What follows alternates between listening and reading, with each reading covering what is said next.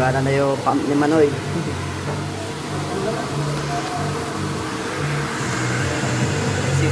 Asset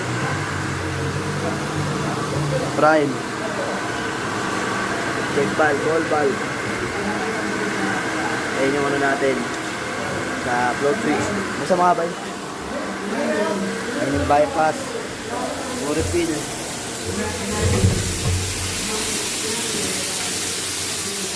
Ayun na, may footbath tayo guys, saka ano, tire protection na 60 PSI.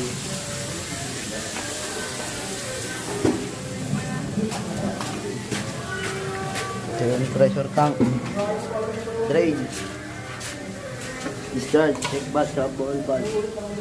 Yan, nakakonek sa 3 port. Ito yung mga submeter. Bukas na daw testing, sabi ni Port. So na daw mag-testing.